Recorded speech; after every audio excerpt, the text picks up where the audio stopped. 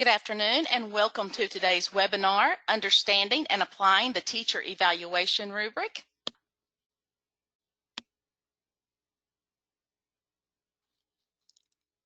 Just some go-to housekeeping. If you can hear the sound of my voice, if you would please raise your hand beside of your name. Wonderful, wonderful. I see lots of hands going up. And if you can see the screen, if you would raise your hand again. Great. We can get started. Thank you guys for being here. My name is Kimberly Simmons and I am the North Carolina Educator Evaluation Coordinator, and I am joined today by Cammie Nairn. Hi, Cammie. Hi, guys. Glad you're here with us. Cammie, what is your, it's not TNL lead? Yeah, that's changed. So my title is NCEES, Education Product Analyst. Okay. Teacher Evaluations and PD. Thank you so much for joining us. Cammie's going to be monitoring the questions bar for us today, and I'm really excited because I think I have put together maybe a new way of looking at the rubric to where it is easier to understand, especially when we are considering marking the rubric. So a couple of norms, a few norms. If you will please minimize your outside distractions, notify the presenter if you are having technical difficulty by raising your hand, and please use the question bar on your dashboard to ask questions.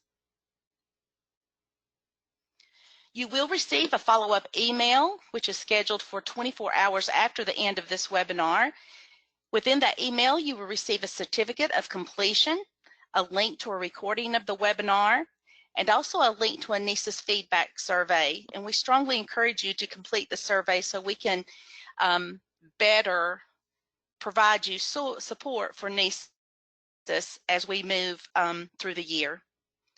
Also, any answers to questions remaining from the webinar or asked after the webinar will also be included in the follow-up email. Our objectives for today: to identify and understand what the rubric looks like and sounds like at different levels of performance, and to interpret and apply a level of deep understanding to their practice when collecting evidence during observations and when discussing feedback and student learning implications with teachers.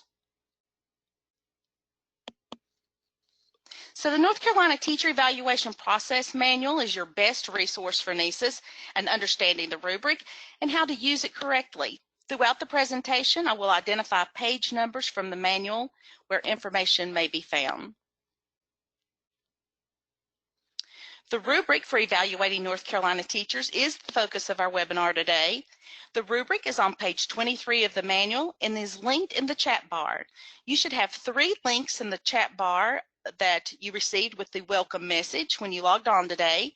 You should have a link to the rubric, to the manual, and also a link to the NCEES Google site where all NCEES information and resources are housed. And also on the NCEES Google site is where the webinar page is and where any archived webinars are kept for your later access.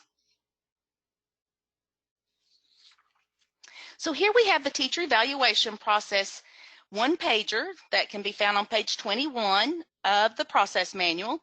The red arrows identify places within the process where we use the rubric. And so this is really just to make a point because, as you see, the rubric should be used with every component of the process, which makes how well we understand the rubric so important for us as we use NCEES. The rubric for evaluating North Carolina teachers is a multi-purpose rubric.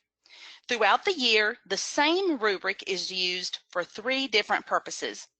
First, the teacher uses the rubric to self-assess.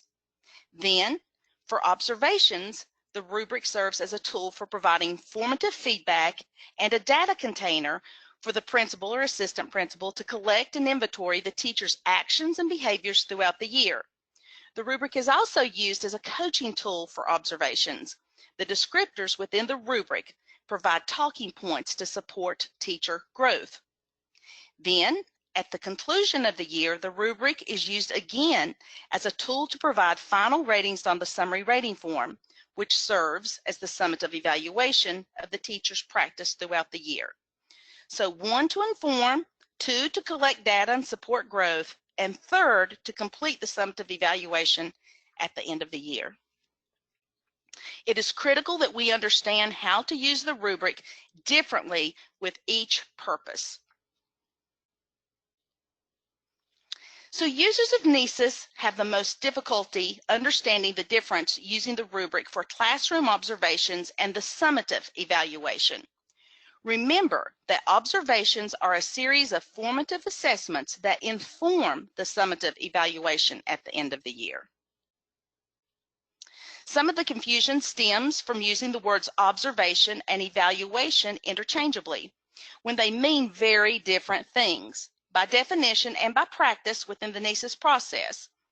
I tack on myself to help me remember, and for more accurate practice, I tack on classroom and summative whenever I see the words, and this helps me to keep the language of the rubric accurate. So when I say observation, I tack on classroom to say classroom observation, and when I say evaluation, I tack on summative to say summative evaluation.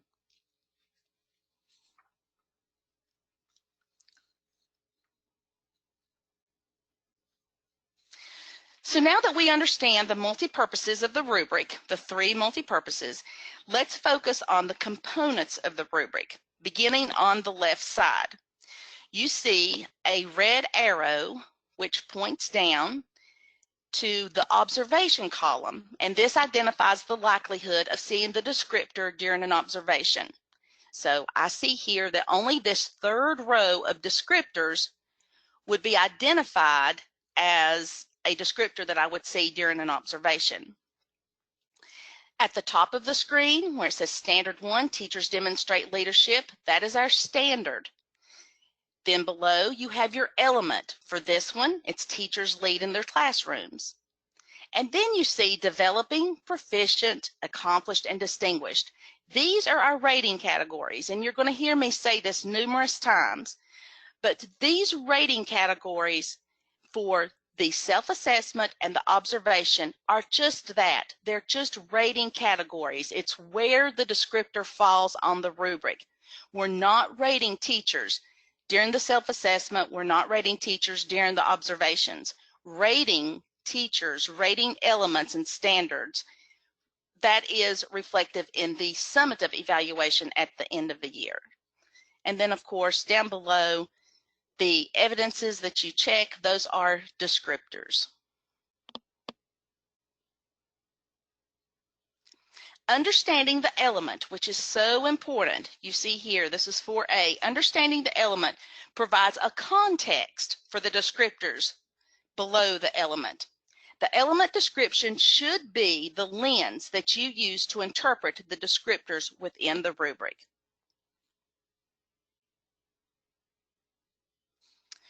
While we do not rate teachers during observations, we do use the rating categories located at the top of the rubric columns to better understand the rubric. 90% of the rubric falls into a pattern of progression development of knowledge, action, interaction, and extension. As you see on the rubric, descriptors under the developing rating category are relative to the knowledge of the teacher. Do you know it? Proficient descriptors relate to actions. Do you show it? Progressing on to accomplished, accomplished is about interaction. Is it visible in the actions of your students? And for the distinguished column, the descriptors relate to extension. Is it visible beyond the instructional space of your classroom? So spend some time understanding the rubric, looking for patterns of progression along with descriptors that seem isolated. Like I said at the beginning, this framework that you see on the screen applies to 90% of the rubric, but there are 10% of descriptors that just fall out of place. So this slide would be a great talking point for a PLC or curriculum meeting. So any questions up to this point, Cammie? Questions right now, Kim? Good, thanks. So recognizing appropriate examples, artifacts, and evidence for each rating category. This helps the observer and the teacher understand how the teacher grows. So evidence of a teacher's knowledge could be conversations, lesson plans, or meeting notes. You're asking yourself, if you're the evaluator, does the teacher know this? Moving on, progressing to proficient on the rubric, we would look for evidence of an action. What is the teacher doing in the classroom? The actual observation or additional walkthrough data collected, formally or informally, would relate to this category. That's the type of evidence that you would choose, or that's the type of evidence that a teacher would want to provide.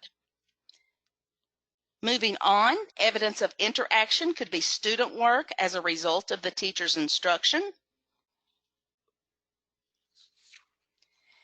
And extension means outside the classroom, evidence of the teacher's impact beyond the four walls of the classroom. Assisting colleagues and or organizing or leading school initiatives are two examples of extension.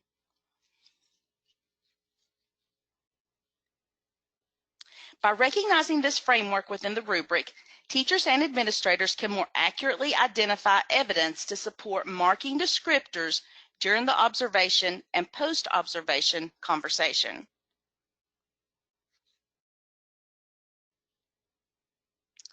So, any questions before moving on to marking the rubric correctly? And this information, no? Okay. And this information can be found within the manual on page 34.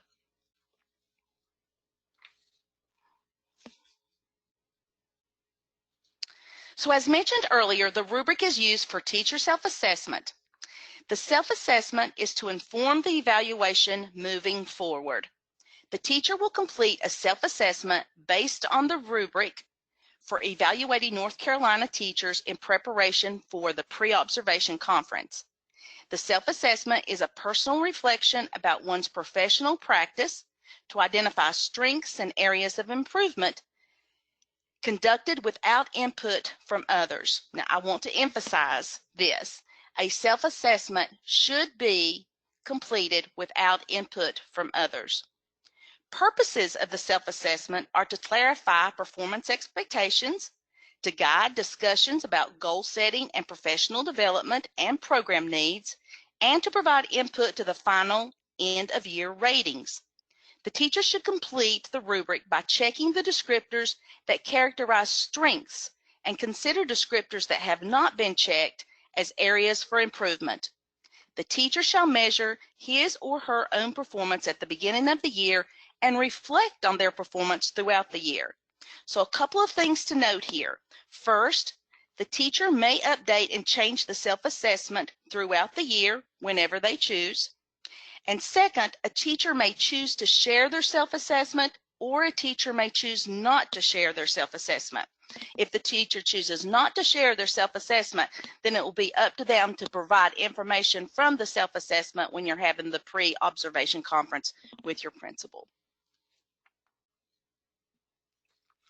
Now let's look at marking the descriptors that characterize strengths and how to use the descriptors marked to inform improvement goals on the PDP.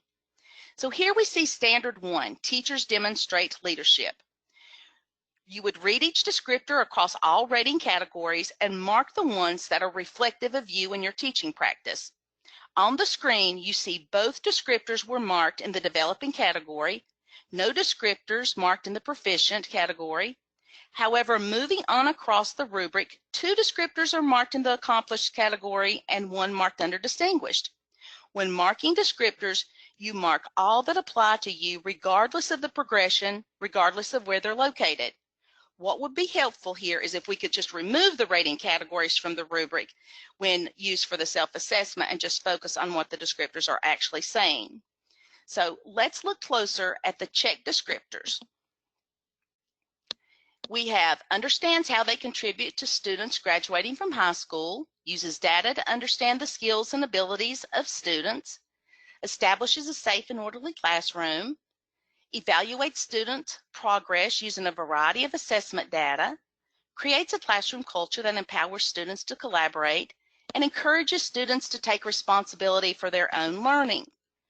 Now let's look at the descriptors that were not checked to inform our PDP. So remember, any descriptors during your self-assessment that you did not check, those are descriptors that you would use for your PDP.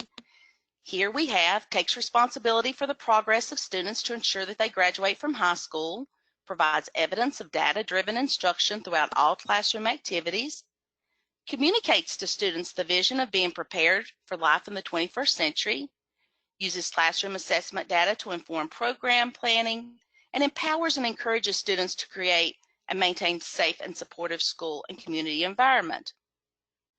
Every descriptor not checked does not inform your PDP. We recommend that you only have 2 to 3 goals on your PDP for the annual cycle. You may choose to combine descriptors to develop a goal.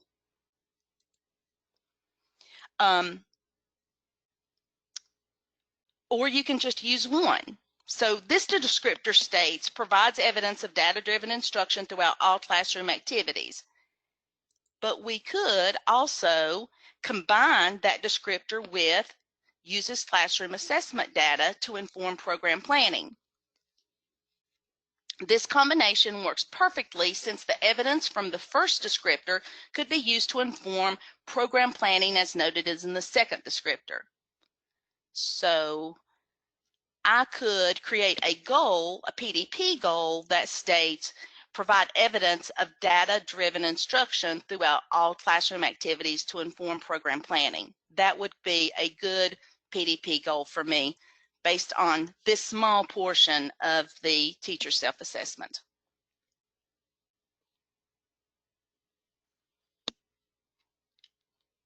I'll leave it there. Do we have any questions? There was a lot here. No questions yet. Okay.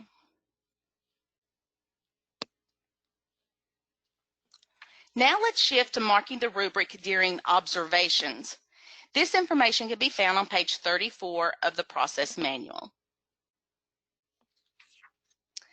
The principal or observer will complete the rubric for evaluating North Carolina teachers during the teacher observations. A check in the first column labeled observation means that the evaluator should be able to observe the items in that row during the routine observations. The observer checks descriptors observed during the lesson and considers evidence of additional performance responsibilities demonstrated by the teacher. Observers should mark what they see during the observation and what they know. For example, let's look at the descriptor outlined in red.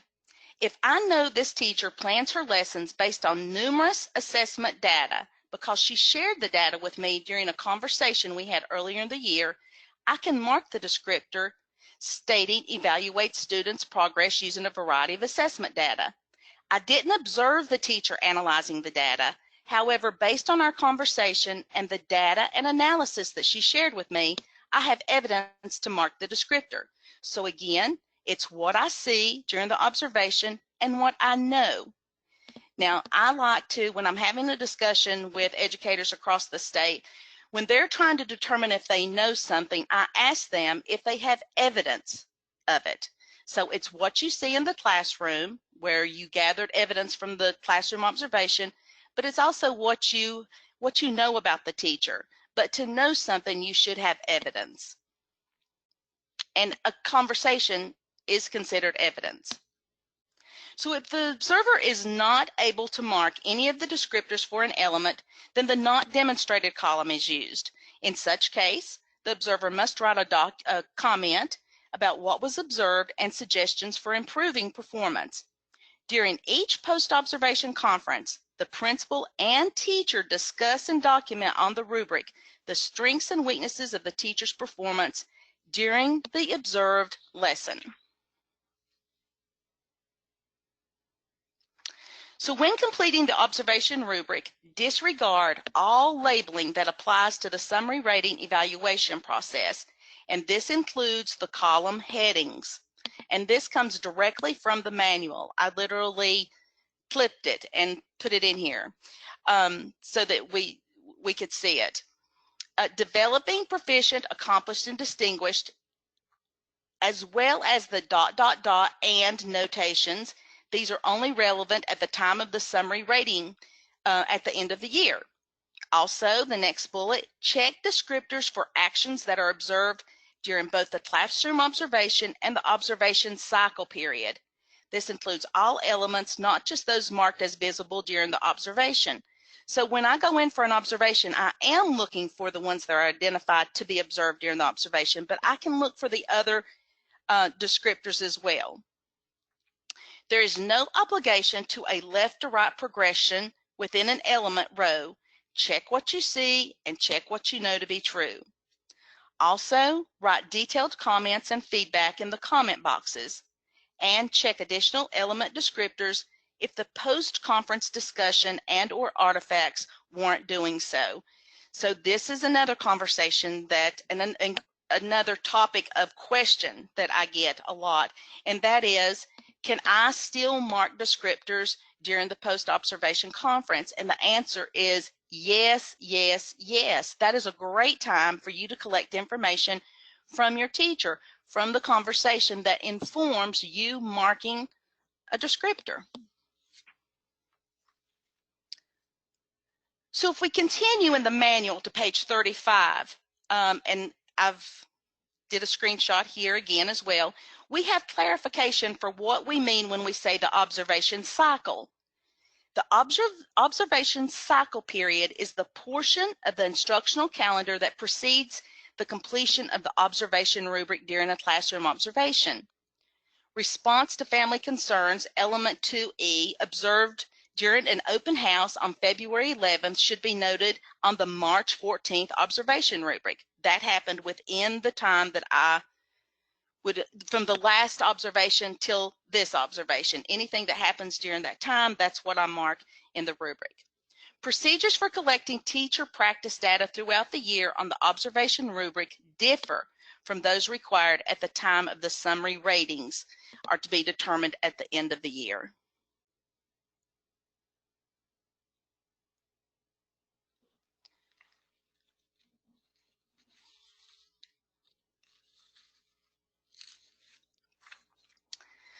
So now let's take a look at a couple of misconceptions across the state as we review marking the rubric during observations.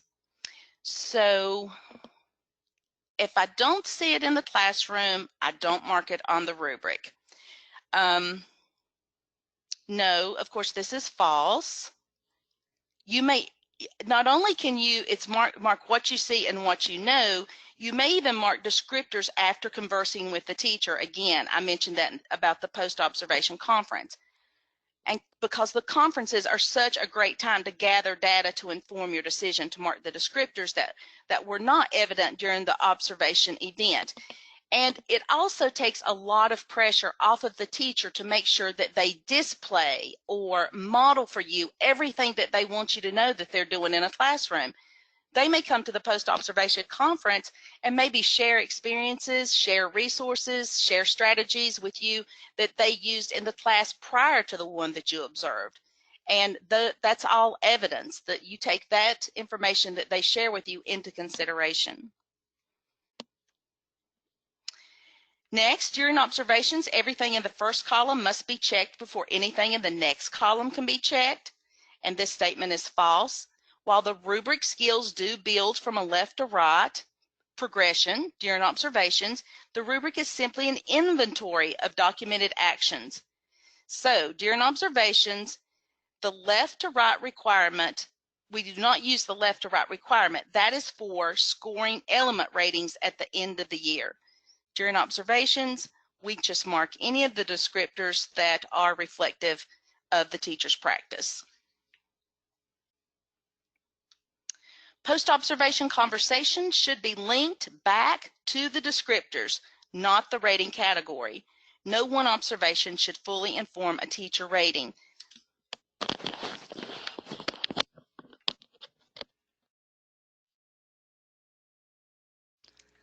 So what I mean by by having this screen here is no one observation should fully inform a teacher rating is so often during those post-observation conversations, teachers interpret that like it's an evaluation and they want to talk about how they've been rated. Or sometimes an administrator may use ratings to have a conversation with teachers when really ratings should not be discussed during post-observation conversations. That ratings should not be discussed throughout the year. Ratings are only given at the end of the year on the summative evaluation. Again, no one observation should fully inform a teacher rating. If we can better communicate this to teachers across the state, I think that it would take away some of the anxiety that they feel around the evaluation process.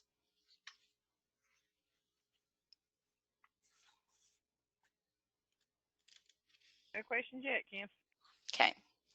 So procedures for collecting teacher practice data throughout the year on the observation rubric differ from those required at the time of the summary ratings and when they are determined. Now we are going to flash forward to the summative evaluation at the end of the year. A culmination of data from all the observations is used to determine the element ratings to inform the summative evaluation. The summative evaluation is the only time a teacher is rated.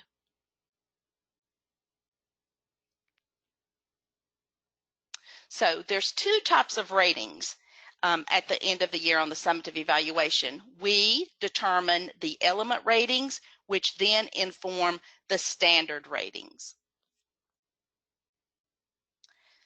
So determining element ratings, you should not be rating or discussing ratings until this point. No one observation should inform a rating. After all observations have been completed, the number of checks per descriptor should be added together for scoring the elements of each standard. The principal must determine whether or not each descriptor was observed at least once across all observations over the course of the year. So beginning in the left-hand column of each element section, ask the question, was everything in this column seen at least once across all observations? If the answer is yes, then you would proceed to the next column and ask the question again. When you reach a column where a descriptor was never checked in any of the observations, the element rating is the column that precedes the zero. The rating for an element is the lowest rubric column category for all descriptors were observed at least once during the evaluation cycle. So let's take a look here and see if we have any questions that pop up. This usually generates a little bit of conversation. I have a question that's probably for right before this. Okay. The question is, how do you recommend using the not looked for section during class observation? Well, the not looked for section would be if I'm going in, let's say, to do an additional observation, and I'm just going to focus on standard 4 for this teacher because there's some things that I was not able to see during another observation. So I'm wanting to gather some data here. So I would go in and mark not looked for on the other elements and really focus my attention to the elements within standard 4. That's the only time that you would use not look for.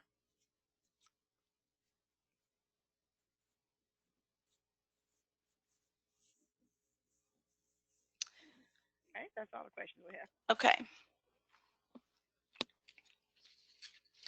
Again, this page, exactly as you see it on the screen, is located on page 35 of the manual. Please go back and reference it as you find it necessary when determining the element ratings.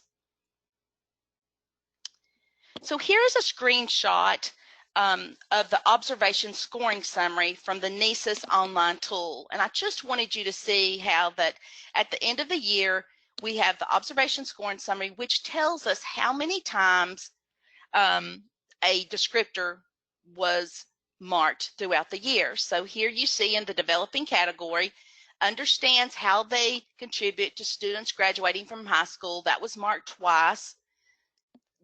across all the observations for the year. This is at the end of the year. It was marked twice. The one below it uses data to understand the skills and abilities of students. That was marked once. And as we progress across, we see that some were not marked at all, and then we have others that were marked once and twice, I see. So, but that's what it looks like. And then here, you see a portion of the observation scoring summary. And this summary can be found in the Evaluations Record of Activities channel. And Cami was kind enough to provide me with these screenshots today so I could make sure you guys could see what it actually looks like within the online tool. The observation scoring summary tallies all the descriptor marks from all the observations and provides the evaluator with a summary of how many times each descriptor was marked. And I know I repeat myself, but sometimes it feels necessary. On the screen here, you see 3 visuals of the scoring process. You take, and I just wanted you to see how it all filters into the other. You take the data from the rubric, and you see at the top of the page, which is the marked descriptors, and you calculate the element ratings, which you see on standard 1 of the summary rating form. We see elements A and B calculated, and we will infer that the remaining were calculated the same way. So now we have the element ratings, and it is time to rate the standard for the teacher. You do not take an average or the highest element rating. You consider how the teacher is performing at the time of the summative evaluation. So the rating for this teacher, I want you guys to take a guess, and you will probably get it right, but the rating for this teacher would be proficient. So the marks here on the summary rating form, the X's, those are predetermined based on my marks here. Okay, so the teacher's leading the classroom. We have a 0 here, so we drop back to the developing category. So that's how I'm going to mark leads in the classroom. If I go to leads in the classroom up here and look at my marks, 0 is over in accomplished, so I drop back to the proficient category, and that would be proficient. You see it marked down here on the summary rating form. And then following the same protocol, we're hoping that C, D, and E were filled in the same way. But this does not necessarily determine the rating I give the teacher. I take into consideration other data, and I also take into consideration where they are now at this point. And based on this data, this information, we determined that proficient was the rating for standard 1 based on the checks from the rubric. Overall ratings of standards should not be determined until the end of the year. During the summary evaluation conference, the principal and the teacher shall discuss the self-assessment, the most recent professional development plan, and the components of the North Carolina teacher evaluation process completed during the year. Observations, artifacts submitted or collected during the evaluation process, and other evidence of teacher performance on the rubric. The final summary rating form is to be jointly reviewed by the teacher and evaluator during the summary evaluation conference. So you should be able to still provide information until your summary evaluation conference that could be documented on the rubric. So when a teacher is rated as developing or not demonstrated, though, the principal or evaluator should strongly encourage the teacher to develop a goal to address the areas where proficiency has not been reached for the next year. Now, we do not have a PDP that rolls over. That data does not roll over, but we can document and take note of the areas where a teacher should focus their attention when developing PDP goals, in addition to their self-assessment at the beginning of the next year. So determining the summary evaluation, teachers may attach comments and/or artifacts to be considered for the evaluator before making the final standard ratings. For each standard 1 through 5, the evaluator makes a reasonable assessment based on evidence, considering the element ratings derived from the observations and any or all other relevant information that can help inform the rating of the overall standard. Comments should be written in all sections to support and reflect the rating. Teacher signature indicates observation was reviewed. Let's talk about that. Just because a teacher signs an observation or signs the summative, that does not mean that they agree with it. It just means that it has been reviewed with them. Evaluator signature indicates observation reviewed and processes followed. So let's go back to the bolded bullet on this page just a little bit. I just wanted to provide this to kind of bring it back together a little bit from a previous slide. For each standard 1 through 4, the evaluator makes a reasonable assessment based on evidence, considering the element ratings derived from the observations as before. But I want you to think here about what you see at the top, that the teacher evaluation goal is to, at the end of the year, based on all the data, to come up with 5 standard ratings. That means a rating for each of the 5 standards. So what information feeds into that rating? So if you look on the left, you see that there's 25 element ratings that you would consider. There's 25 elements within the whole rubric. And within those elements, you have descriptors. So evidence collected around the descriptors informs the element ratings, which then informs the 5 standard ratings. And additional data is also considered when determining the 5 standard ratings. Things such as attendance reports, contact logs, meeting notes, initiatives in the school, organizational charts, survey data, lots of data that we have at our schools. And all of that can be used to inform those standard ratings for the teacher at the end of the year. It's not just about what's collected in the observation, but what is collected in the observation should be considered. The number of years a teacher has worked should be considered when completing the rubric. This is false, another misconception. The teacher evaluation is an annual process that begins anew every year. Descriptors should be marked based on behaviors and evidence from the current school year only. While our master teachers are so very important to us at our schools, their past contributions and behaviors from years past cannot be considered when marking the rubric.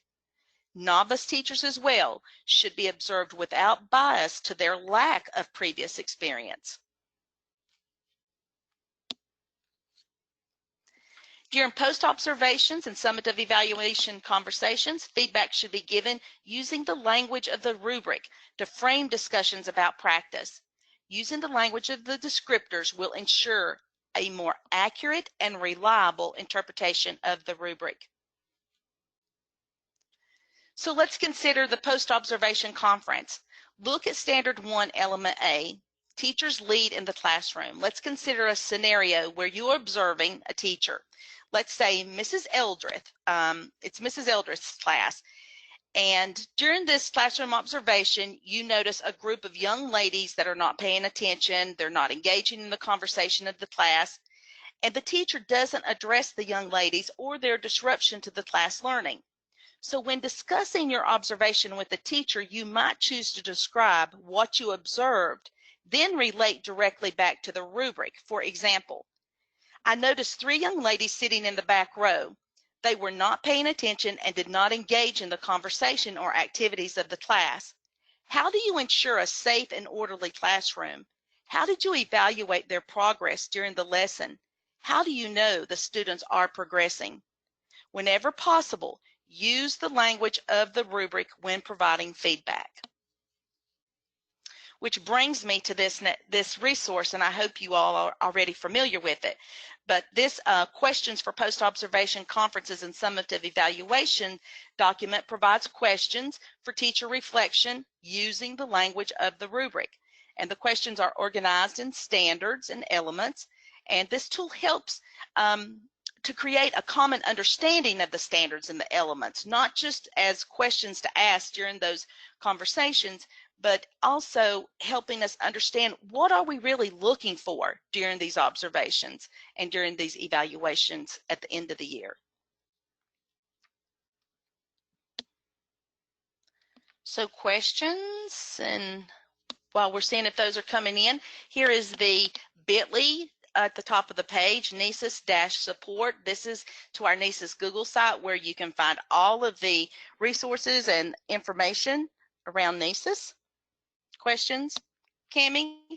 Yeah, and I'm fighting a frog in my throat, so I'll try to get Okay. this question. Is there still a requirement that the principal must complete the summative appraisal for beginning teachers rather than an assistant principal? That used to be a requirement, but we're wondering if it still is. So if that was a requirement, that was a requirement that was locally, that was a local requirement. And so your local LEA may still have that requirement, but that has never been a state policy. That's never been a state requirement. That if you had that requirement, that was mandated at the local level. So I'm not sure if your LEA still has that mandate or not. Okay, that's all the questions. Okay. So moving on, we'll stay on the line and go through a couple of other things while maybe some additional questions come in. Here you have some upcoming webinars. NCEES webinars on Tuesday, October 8th. That is next Tuesday from 4 to 5. We'll have NCEES PD office, building local PD opportunities. That's with Cammie Nairn, myself, and Kathy Oliver. Also on the next Tuesday, which is October 15th, we will be doing NCEES Transfer Credit Manager and PD Playlist Focus Session, again with Cammie and myself. And I think that's all we have, other than if you have questions, I'll be happy to go back to a certain slide and talk about it some more. Okay, I'm not seeing any questions come in. I do have maybe some input. Please. We're talking about when they're doing the post-observation conference. In the system, you can't actually get to that evaluator's signature post-observation conference until you complete the observation. But best practice, and I'm going to say, is don't complete the observation so that you can, while you're having the post-conference, go in and update it if the teacher's brought you some additional information to add in or some additional artifacts that you want to attach, additional comments you want to put in. And then while you're meeting, when you get everything updated in the observation, then go ahead and complete it, finalize it, and then your evaluator signature portion will open and you can complete that part. So Cammie, let's say that I get ahead of myself and I go ahead and sign it, and then I realize, wow, my ratings are really off because I forgot to consider certain evidence that the teacher reminded me of or whatever. What does the process look like for undoing what I've done? So to reopen an activity, all district administrators in the system, in NCEES, that have district administrator rights come with reopen rights. So they can go in and unlock and reopen activities. Best practice is to notify everybody involved, your teacher, your principal, the district administrator, that this process is happening so that everybody's informed. But yes, you do have somebody you can go to reopen that activity. But it is important to remember to not do that if possible. And as we get to closer to the end of the year, we're going to be sending out messages and reminders of this because it muddies the water for the process if we have to start unlocking and going back in. It's just, and I know that's why Cammie was saying inform everyone. It just muddies the waters, and we do not want to do anything that I don't know, puts a cloud over this process. We need for this to be a clean, accurate, and precise process, if at all possible. All right. All right. You guys have any other questions? All right, I'm going to call this meeting to a close. And Cammie, thanks again for joining us. And of course, thanks to everyone else who joined us. Cammie and I are here to answer your questions and to support your work with NCEES. Please reach out. You see my email on the screen, and Cammie is much like mine. It's cami.naren@dpi.nc.gov. We hope you guys have a great evening. Yep. Have a good one. Thank you. Thank you.